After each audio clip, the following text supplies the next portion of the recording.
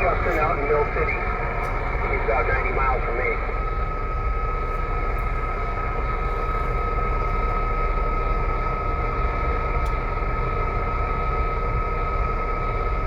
Yeah, this one's about 1,015 feet.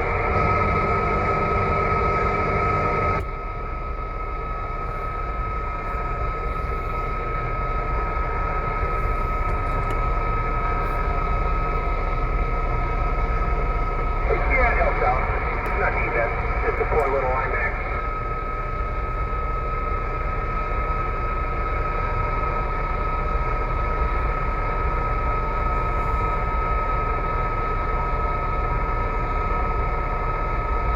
Yeah, definitely good for the tree.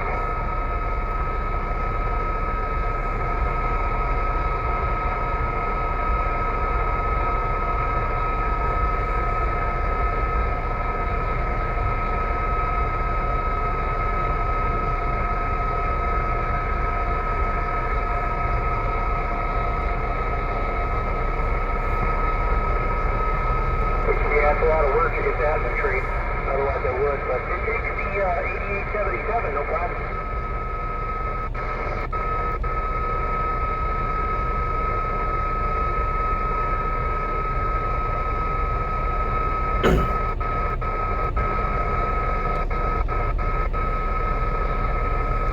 Oh, yeah. Where are you at now? Oh, I'm up on the hill. I was up on 24 talking to Klamath, Washington, 90 miles away.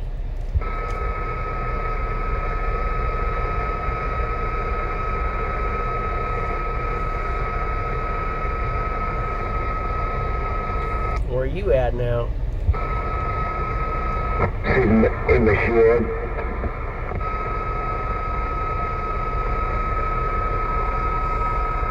Feeling all accomplished because you got that skylight taken care of. Good job there, Fred. Thanks for the treat the other day at Home Depot. Appreciate it. Heck yeah. Well, fucking, now just on to the next task, you know? But I was glad it didn't rain today. You fucking just made it easy.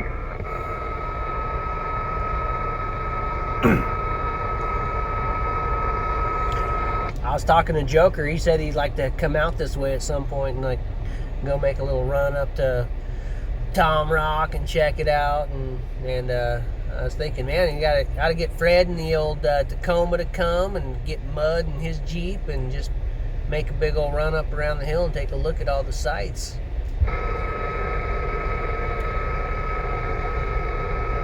Hey, maybe you know where it's at. Up in that area somewhere, within 5 square miles of you or something there, there's a river of rocks.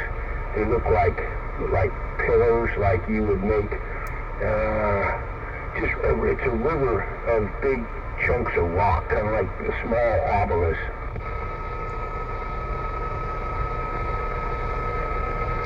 Boy, that spot's not ringing the bell. I can't think of anything that just sounds like what you just described. Yeah, somewhere up in that area, it looks like a river, you know. I mean, it looks a couple hundred yards, 1,000 yards,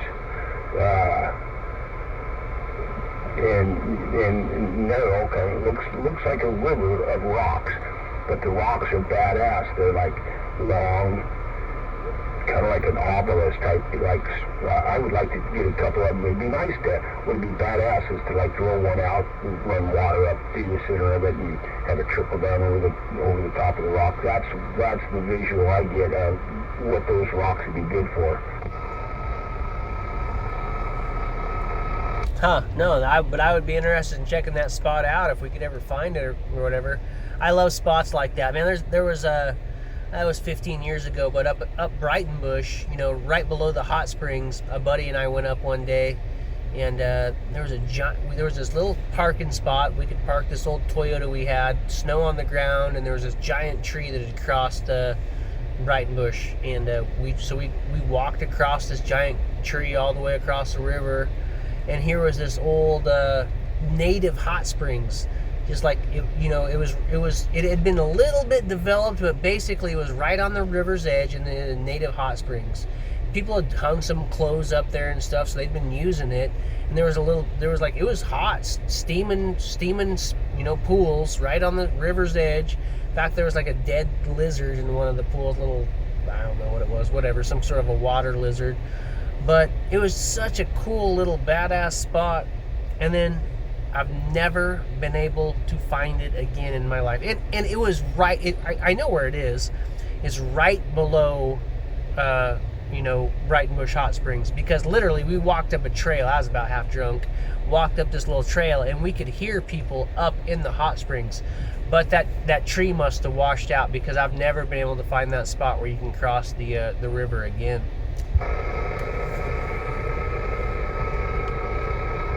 And that's my story, and I'm sticking to it. Yeah, it kills me, shit like that. I'm looking at a picture of this tree that somehow, somewhere, me and my brother ran across it out hunting one day.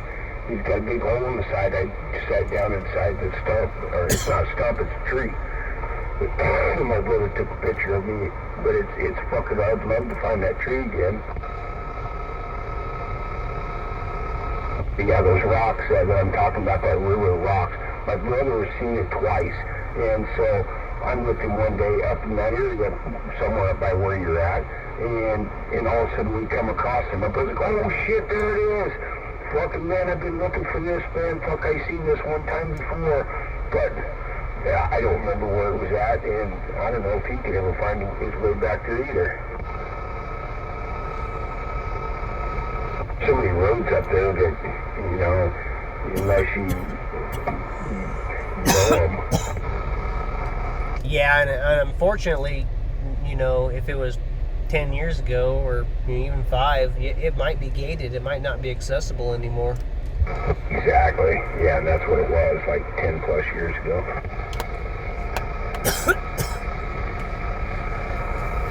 There's so many roads. I mean, there's roads that go from where I'm at right now clear to Sweet Home, but they not only have they gated them, but they've just said, hey, these roads are done. They take a cat and they make giant water bars for like 300 yards. They just destroy they ain't messing around.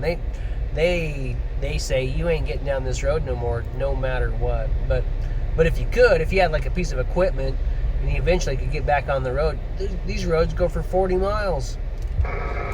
Well, exactly, like, basically putting right up your backyard, and like you say, you end up down there by fucking Green Peter or whatever, or you could end up fucking up there in Detroit.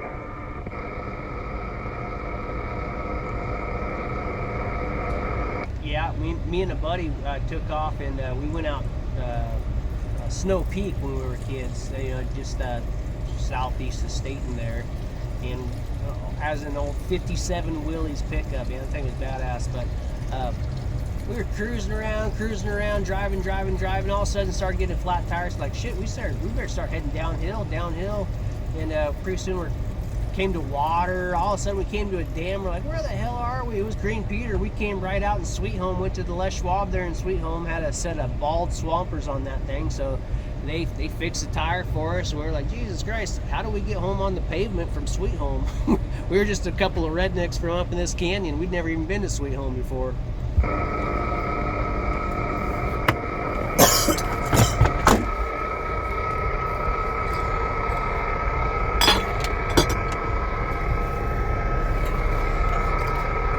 That's badass. Back when they would leave the gates open, or there was no gates or whatever, you just drive. You drive all fucking day, man. Never see anything twice. Yeah, that was back in the day when I was such a broke ass kid that I think I had enough gas in the tank to get home, but I remember thinking, holy shit, I don't got no money to pay Les Schwab to fix this tire. Pulled in there and asked them to fix it, but it was a Les Schwab tire, so they fixed it, and I don't think they charged me anything. That was funny. Yeah, I don't even think I had like $14 to